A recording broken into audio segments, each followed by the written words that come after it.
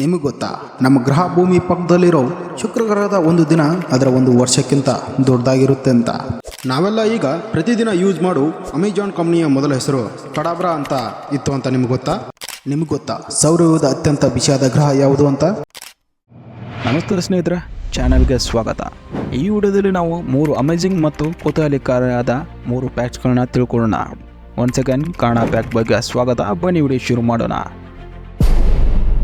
ನಿಮಗೆ ಗೊತ್ತಾ ಸೌರವ್ಯೂಹದ ಅತ್ಯಂತ ಬಿಸಿಯಾದ ಗ್ರಹ ಯಾವುದು ಅಂತ? ನೀವು ಅಂದ್ಕೊಂಡಿರ್ಬೋದು ಸೂರ್ಯನಿಗೆ ಬುಧ ಗ್ರಹ ಹತ್ತಿರ ಇರುವುದರಿಂದ ಉತ್ತರ ಬುಧ ಗ್ರಹ ಅಂತ. ಆದರೆ ನಾನು ಹೇಳ್ತೀನಿ, ನಿಮ್ಮ ಉತ್ತರ ತಪ್ಪು. ಸರಿಯಾದ ಉತ್ತರ ಶುಕ್ರ ಗ್ರಹ. ಸೂರ್ಯನ ಹತ್ತಿರ ಇರೋ ಬುಧ ಗ್ರಹವು 430 ಡಿಗ್ರಿ ಸೆಲ್ಸಿಯಸ್ ಅಂದರೆ 800 ಫ್ಯಾರನ್ಹೀಟ್ ಮೇಲ್ಮೈ ತಾಪಮಾನ ಹೊಂದಿ ಅತ್ಯಂತ ಬಿಸಿಯಾದ ಗ್ರಹ ಅಂತ ಪರಿಗಣಿಸಲ್ಪಟ್ಟಿದೆ. ಹಾಗಿದ್ದರೂ ಶುಕ್ರ ಗ್ರಹವು ಅತ್ಯಂತ ಬಿಸಿಯಾದ ಗ್ರಹ ಏಕೆಂದರೆ ಅದರ ಉತ್ತರ ಅದರ ವಾತಾವರಣದಲ್ಲಿದೆ. ಶುಕ್ರವು ಕಾರ್ಬನ್ ಡೈಆಕ್ಸೈಡ್ನಂಥ ದಟ್ಟವಾದ ಮೋಡಗಳಿಂದ ಆವೃತವಾಗಿದೆ. ಇದು ರನ್ಅವೇ ಗ್ರೀನ್ ಹೌಸ್ ಎಫೆಕ್ಟ್ನ ಸೃಷ್ಟಿಸುತ್ತದೆ. ಈ ಮೋಡಗಳು ಶಾಖವನ್ನು ಹಿಡಿಕೊಳ್ತವೆ. ಆದ್ದರಿಂದ ಶುಕ್ರವು ಸೂರ್ಯನಿಂದ ದೂರದಲ್ಲಿದ್ದರೂ ಬುಧಕ್ಕಿಂತ ಹೆಚ್ಚು ಬಿಸಿಯಾಗಿರುತ್ತೆ. ಶುಕ್ರ ಗ್ರಹದ ಮೇಲ್ಮೈ ತಾಪಮಾನ 460 ಡಿಗ್ರಿ ಸೆಲ್ಸಿಯಸ್. ಈ ವಿಪರೀತ ಶಾಖವು ಸೀಸವನ್ನು ಕರಗಿಸುವಷ್ಟು ಶಕ್ತಿನ ಹೊಂದಿರುತ್ತೆ. ನಮ್ಮ ಸೌರವ್ಯೂಹದಲ್ಲಿ ಗ್ರಹದ ತಾಪಮಾನವನ್ನು ನಿರ್ಧರಿಸುವುದು ಸೂರ್ಯನಿಂದ ಇರುವ ದೂರ ಅಷ್ಟೇ ಅಲ್ಲ ಅಂತ ನಮಗಿದು ನೆನಪಿಸುತ್ತೆ. ಗ್ರಹದ ತಾಪಮಾನವನ್ನು ರೂಪಿಸುವಲ್ಲಿ ವಾತಾವರಣವು ಪ್ರಮುಖ ಪಾತ್ರವನ್ನು ವಹಿಸುತ್ತೆ ಅಂತ ನಾವು ಹೇಳ್ಬೋದು. ನಾವೆಲ್ಲ ಈಗ ಪ್ರತಿದಿನ ಯೂಸ್ ಮಾಡು ಅಮೆಜಾನ್ ಕಂಪ್ನಿಯ ಮೊದಲ ಹೆಸರು ಕಡಾಬ್ರಾ ಅಂತ ಇತ್ತು ಅಂತ ನಿಮ್ಗೆ ಗೊತ್ತಾ? ಹೌದು, ಇದರ ಫೌಂಡರ್ ಆದ ಜೆಫ್ ಬೆಜೋಸ್ ಅವರು ಮೊದಲ ಆಯ್ಕೆಯಾಗಿತ್ತು. ನಂತರ ಇವರು ಕಡಾಬ್ರಾದಿಂದ ಅಮೆಜಾನ್ ಅನ್ನೋ ಹೆಸರಿಗೆ ಈ ಕಂಪ್ನಿನ ಬದಲಾಯಿಸ್ತಾರೆ. ಈ ಹೆಸರನ್ನು ಇವರು ವರ್ಲ್ಡ್ನ ಲಾರ್ಜೆಸ್ಟ್ ರಿವರ್ ಆದ ಅಮೆಜಾನ್ದಿಂದ ಇಟ್ರು. ಯಾಕಂದರೆ ಇವರು ಈ ಕಂಪ್ನಿನ ಇದೇ ರೀತಿ ದೊಡ್ಡದಾಗಿ ಬೆಳೆಸಬೇಕು ಅಂತ ಅಂದ್ಕೊಂಡಿದ್ರು.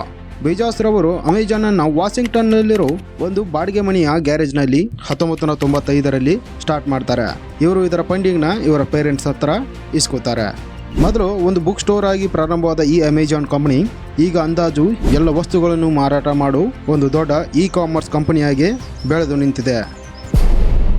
ನಿಮಗೆ ಗೊತ್ತಾ, ನಮ್ಮ ಗ್ರಹ ಭೂಮಿ ಪಕ್ಕದಲ್ಲಿರೋ ಶುಕ್ರ ಗ್ರಹದ ಒಂದು ದಿನ ಅದರ ಒಂದು ವರ್ಷಕ್ಕಿಂತ ದೊಡ್ಡದಾಗಿರುತ್ತೆ ಅಂತ.